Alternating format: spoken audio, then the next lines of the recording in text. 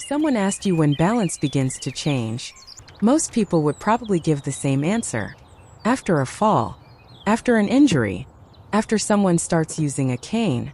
Sounds reasonable. In fact, that's exactly what Emily used to believe. Her mother, Margaret, was 74 years old. She still lived the same quiet life she had always enjoyed. She loved early mornings. She loved tending her roses before the neighborhood became busy. She loved opening the windows and letting the fresh spring air fill the house. If you met Margaret that morning, you wouldn't have thought anything was wrong. She wasn't complaining. She wasn't in pain. She wasn't asking anyone for help. She was simply enjoying another ordinary day. And maybe that's why what happened next seemed so unimportant. Emily wasn't even watching her mother. She was standing in the kitchen, thinking about her own day. There were groceries to buy. A meeting that afternoon. Laundry waiting upstairs. The usual list that never seemed to get any shorter. Out of the corner of her eye, she saw Margaret walking toward the front porch. Without thinking much about it, Emily glanced outside. It lasted less than a second. Margaret reached for the handrail before stepping down. Then she continued walking as if nothing had happened. Emily looked away almost immediately. There was nothing unusual about using a handrail. Millions of people did it every day. In fact, Emily had probably done the same thing herself without realizing it. A few moments later, Margaret was already smiling at the flowers in her garden. She bent down to look at a newly opened rose. A robin landed nearby. Oh, She look, smiled Margaret, as if greeting an old friend. butterfly. When Sophie arrived a little beautiful, later, isn't it? the little girl ran straight into the garden, excited to show her great-grandmother a butterfly resting on a flower. Margaret laughed. She followed Sophie across the grass. Everything looked exactly as it always had. If someone had taken a photograph that morning, they would have seen nothing but happiness. Nothing in that moment suggested that Emily should be concerned.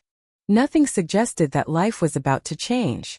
The rest of the day passed quietly. They shared lunch together. Emily answered emails. Margaret watered a few more flowers before coming inside. By evening, the handrail had almost disappeared from Emily's memory. Almost. That night, as she prepared for bed, the image quietly returned. Not because it frightened her. Not because it looked dangerous. It returned because of one simple question. Had her mother always done that? Emily searched her memory. She couldn't remember. Not because the moment had been too important, but because it had seemed too ordinary to notice. And perhaps that's how the most meaningful changes begin. Not with something dramatic. Not with a loud warning. But with a moment so familiar that nobody thinks to remember it. Emily turned off the bedroom light. She told herself she was probably overthinking. Maybe everyone becomes a little more careful with age. Maybe she was simply noticing something that had always been there. She smiled to herself. Tomorrow would be another normal day. Or so she believed. She had no idea that one tiny question was about to change the way she thought about growing older forever. The next morning, life went on exactly as it always had. Margaret woke up early. She opened the curtains. She made herself a cup of tea before anyone else was awake. Nothing about her routine suggested that something had changed. If anything, she looked peaceful. Emily almost laughed at herself. Maybe she really had been overthinking. After all, one hand on a railing didn't mean very much. She decided to let it go. For a while. She did. But over the next several days, something unexpected happened. Not because Margaret changed, because Emily started paying attention. Not in an obvious way. She wasn't following her mother around the house. She wasn't watching every movement. She simply began noticing the little moments that had always been there. One afternoon, Margaret stood up after reading in her favorite chair. Before taking her first step, her hand rested lightly on the armrest for just a second. Not long. Not awkwardly. Just long enough for Emily to notice. The following day, while preparing lunch together, Margaret turned to reach for a plate. Again, there was the slightest pause before she changed direction. It wasn't hesitation. It was almost as if her body wanted one extra moment before moving. Emily said nothing. She wasn't even sure why she had noticed. A week earlier, she probably wouldn't have. One Saturday morning, Sophie came over to spend the day with her great-grandmother. The little girl wanted to collect colorful stones from the garden after a light spring rain. Margaret smiled and joined her. They wandered slowly between the flower beds, stopping every few minutes whenever Sophie discovered something interesting. Emily watched them through the kitchen window. She noticed how naturally Margaret interacted with Sophie. There was warmth. There was laughter. There was patience. There was absolutely nothing fragile about the woman standing outside. And yet, every now and then, Margaret chose her steps just a little more carefully than Emily remembered. Not slower, not uncertain, simply more deliberate. It was a difference so small that Emily struggled to describe it, even to herself. She wondered how many families experience moments like this. How many daughters quietly noticed something, then convinced themselves they were imagining it. That evening, Emily found herself replaying the past few days. Individually, none of those moments meant anything. A hand on a chair, a careful turn, a thoughtful step, a hand brushing the railing. Each one was ordinary. Each one could be explained away. But together, they no longer felt random. They felt connected. For the first time, Emily stopped asking herself whether she was imagining things. Instead, she began asking a different question. If these little changes were real, when had they actually begun? Had they appeared last month? Last year? Or had they been growing so quietly that everyone in the family had simply adjusted without ever noticing? That thought stayed with her longer than she expected. She considered searching online. She even picked up her phone once. Then she put it back down. The internet could give her information. What she wanted was understanding. And there was one person she trusted to help her find it. Dr. Carter. Not because he always had easy answers, but because he always seemed to begin with the right questions. Maybe that was exactly where this conversation needed to begin. Emily waited until the following week before calling Dr. Carter's office. She wasn't in a hurry. Nothing had gotten worse. Margaret was still enjoying her garden. She was still laughing with Sophie. She was still preparing her own breakfast every morning. Life looked almost exactly the same. And yet, Emily couldn't shake the feeling that she had started seeing something she couldn't unsee. Yes. When the appointment day arrived, Dr. Carter welcomed them with the same calm smile Margaret had known for years. There was no rush.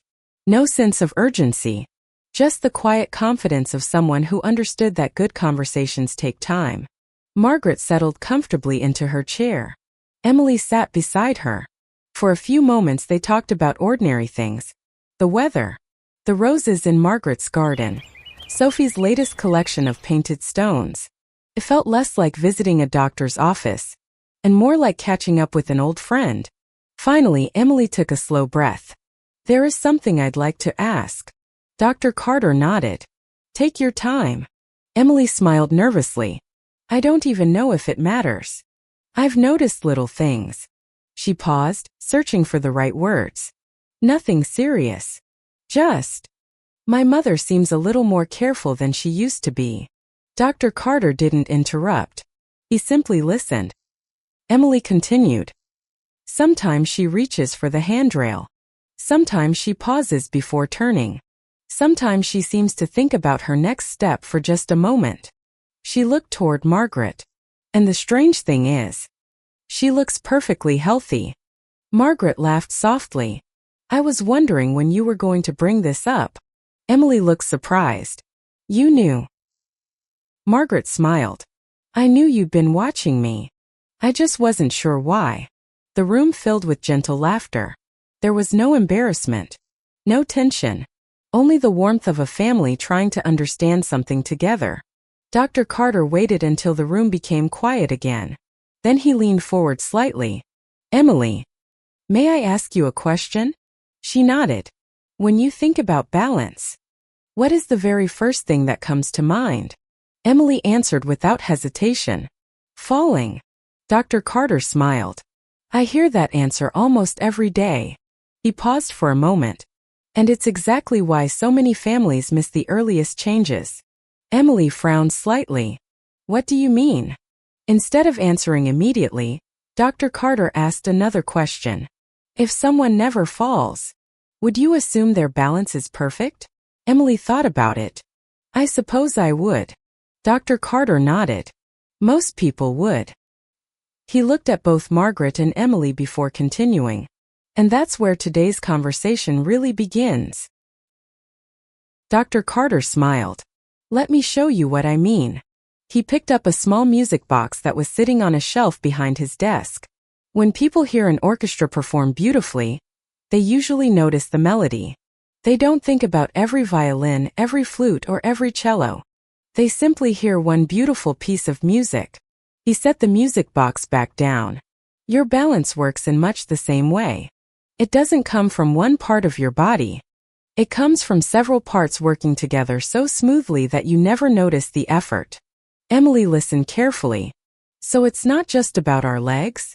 Dr. Carter smiled. Not at all. Every time you stand up, your eyes quietly tell your brain where your body is in the room. They notice the doorway, the floor, the distance to the next step. And they do it almost instantly. He paused for a moment. At the same time, tiny sensors inside your inner ears are helping your brain understand whether you're standing still, turning, leaning, or moving forward. Emily looked surprised. I've always thought my ears were only for hearing. A lot of people do, Dr. Carter said with a gentle laugh. But they have another important job. They help your body understand motion. He continued. Then your muscles and joints send another stream of information. They quietly report how much pressure is under your feet, whether one knee is bending, whether your shoulders are level, whether your weight has shifted from one side to the other. Emily nodded slowly. And my brain puts all of that together? Exactly. Thousands of tiny messages. Every second. So quickly that you never have to think about them. Dr. Carter leaned back. Think about driving home after visiting the grocery store. You've driven the same route so many times that you don't consciously think about every turn. You recognize the road. You adjust the steering wheel. You slow down at familiar corners. Most of it happens naturally because your brain has practiced those movements over many years. He smiled. Walking is remarkably similar. Your body has practiced it for decades. It predicts. It adjusts. It corrects. Long before you're aware that anything is happening. Emily glanced toward Margaret. So when she reaches for the handrail, it doesn't necessarily mean something has gone wrong. Dr. Carter gently shook his head. No. It may simply mean her body is asking for a little more information before taking the next step. He paused, letting that thought settle. And that's a very different way of looking at it. Emily felt herself relax. For the first time since she had noticed the handrail, she wasn't thinking about weakness. She was thinking about teamwork. About a remarkable system inside the human body that had been quietly protecting Margaret every single day. And suddenly, those tiny moments no longer seemed mysterious. They simply became part of a conversation the body had been having all along. Emily sat quietly for a moment. Then she looked back at Dr. Carter. If our bodies have been doing all of this for years, why do things begin to change? Dr. Carter smiled. That's one of the most important questions anyone can ask. He reached for a small table lamp beside his desk.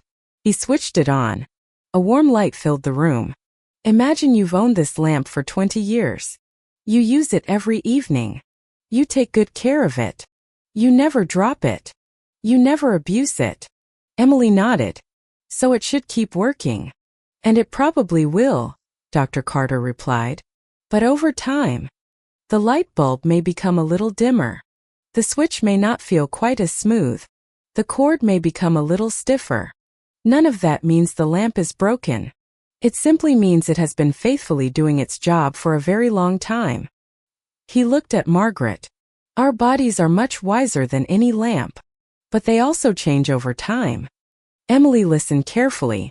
So growing older doesn't mean something suddenly stops working. Exactly. It's usually much more gradual. Dr. Carter folded his hands comfortably. As the years pass, our eyesight may become a little less sharp. Not overnight.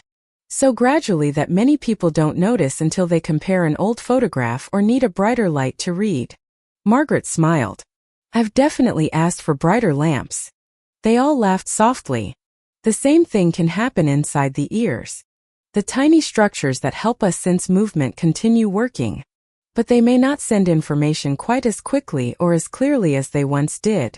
Emily nodded slowly. So the brain has a little less information to work with. That's right. And muscles change too.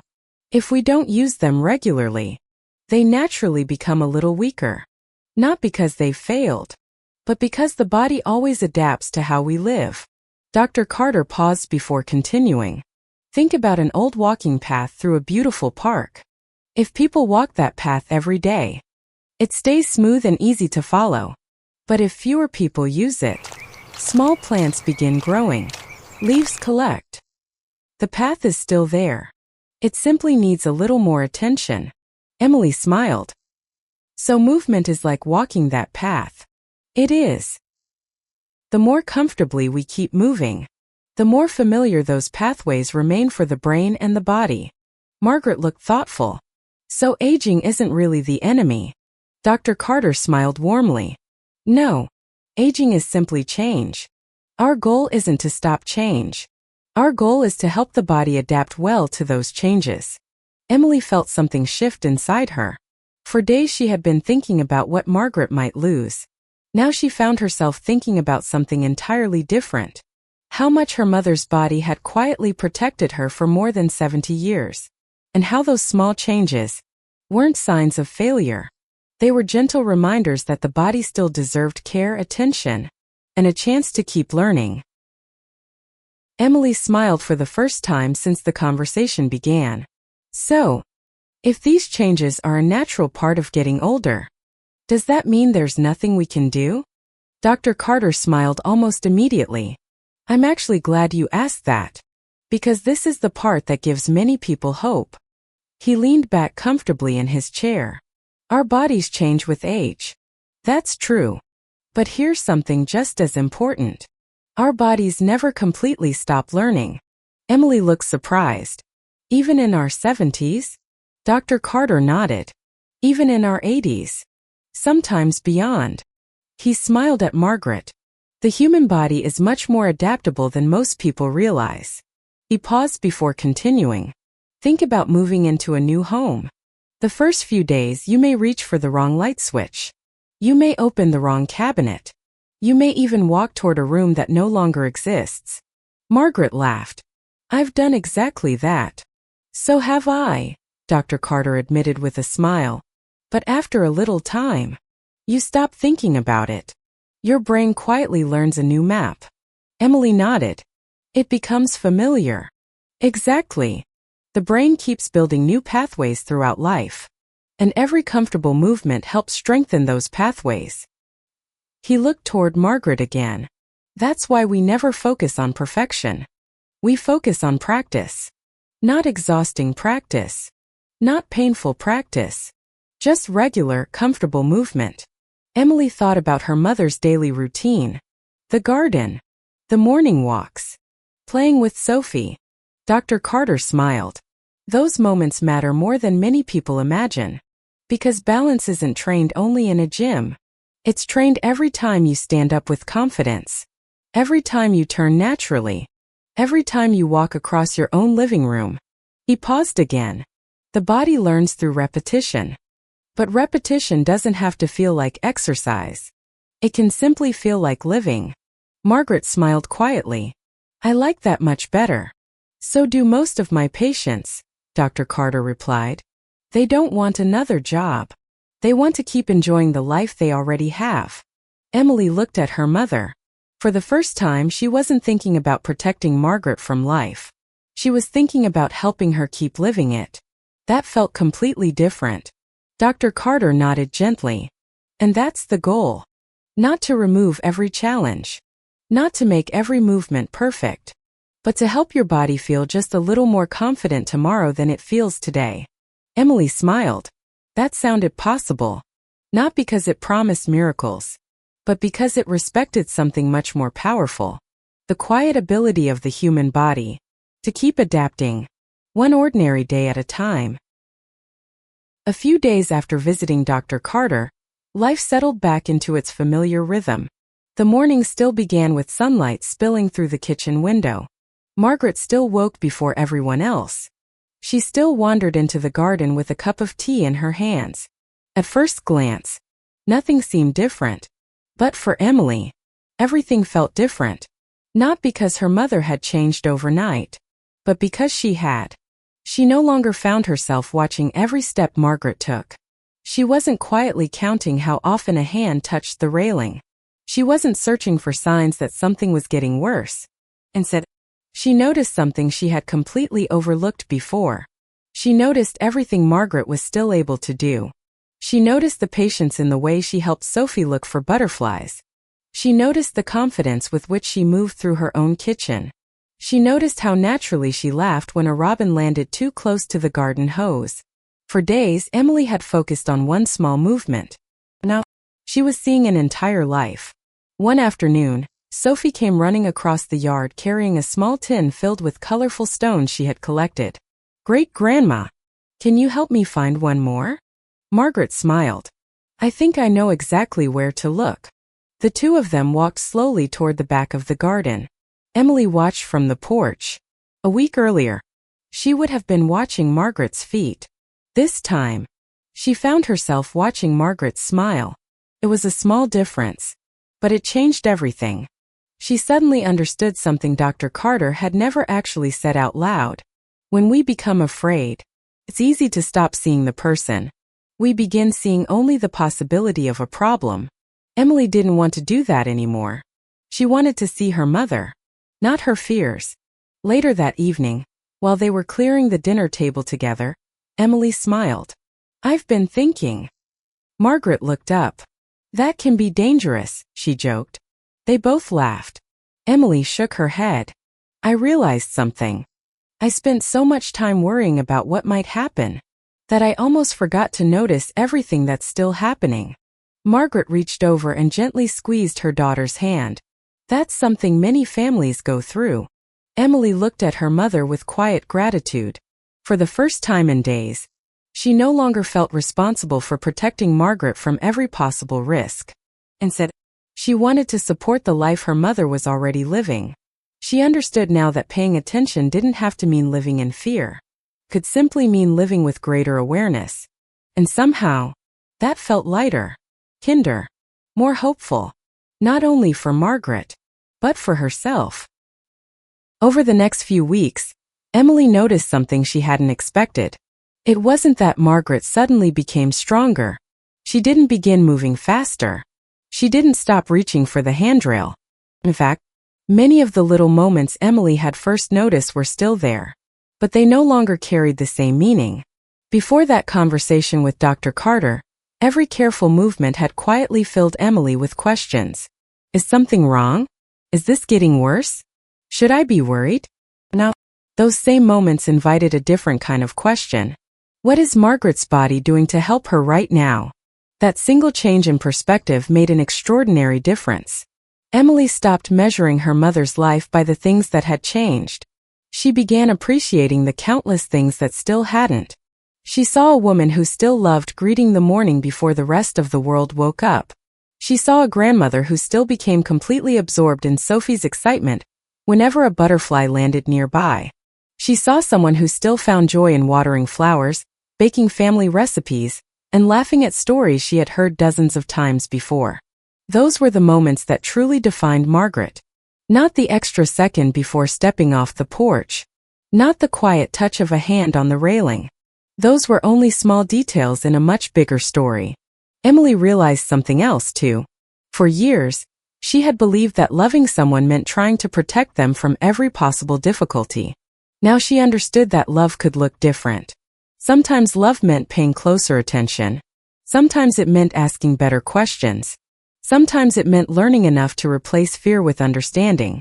And sometimes, love simply meant allowing someone to continue living the life that gave them purpose, while being there to support them along the way. One afternoon, Emily watched Margaret and Sophie sitting together beneath the old maple tree in the backyard. Sophie was carefully arranging colorful stones into the shape of a flower. Margaret smiled as she helped her choose the brightest ones. Neither of them seemed to notice that Emily was watching. She didn't interrupt. She didn't reach for her phone. She didn't feel the need to capture the moment. Instead, she quietly let herself be part of it, because she understood something she might have missed only a few weeks earlier. A meaningful life isn't measured by the absence of careful steps. It's measured by the presence of moments that still make us smile. As the afternoon sun settled across the garden, Emily found herself thinking about the question that had started everything. When does holding the handrail become a habit instead of a choice? She finally had an answer. Perhaps that was never the most important question. The more important question was this: are we still noticing everything that makes the person we love who they are? Because growing older doesn't erase a lifetime of wisdom, kindness, or of joy. It simply reminds us to look a little more carefully, not for what has been lost, but for everything that is still beautifully present. Before you leave today, I'd like to share one final thought. Perhaps the most meaningful lesson from Margaret's story has very little to do with balance itself. It has to do with the way we see the people we love.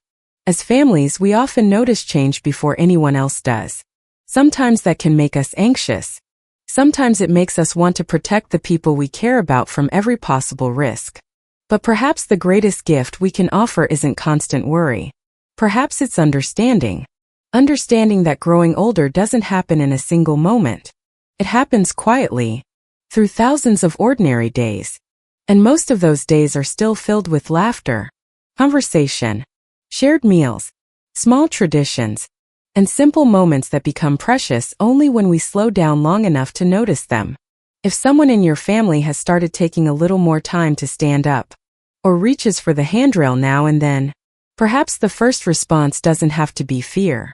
Perhaps it can simply be curiosity, a gentle conversation, a little more attention, a little more understanding. Because knowledge doesn't replace love. It helps love become calmer. It helps us trade unnecessary fear for quiet confidence. And sometimes, that changes a family far more than we ever expected. The next time you share a walk with someone you love, or sit together over a cup of coffee, or watch grandchildren playing in the yard, you may find yourself seeing those ordinary moments a little differently. Not because they're rare, but because they're still here. Still worth protecting. Still worth enjoying. Still worth sharing. If Margaret's story has reminded you of someone special in your own life, perhaps today is a good day to spend a little extra time with them. Not because you're afraid of tomorrow, but because today is already a beautiful reason. Thank you for spending these moments with us at Senior Health Essence, where every story begins with life, is guided by science, and ends with hope. Until next time, take gentle care of yourself and of the people you love. Dr. Carter walks with Margaret and Emily toward the clinic entrance. He smiles gently. Margaret, your balance is improving. But there's another change after 70. That quietly affects almost every movement you make. Margaret looks at him with curiosity. Emily waits for the answer. Dr. Carter simply smiles. We'll talk about that next time. Margaret smiles back. They step outside into the warm morning sunlight. The journey continues.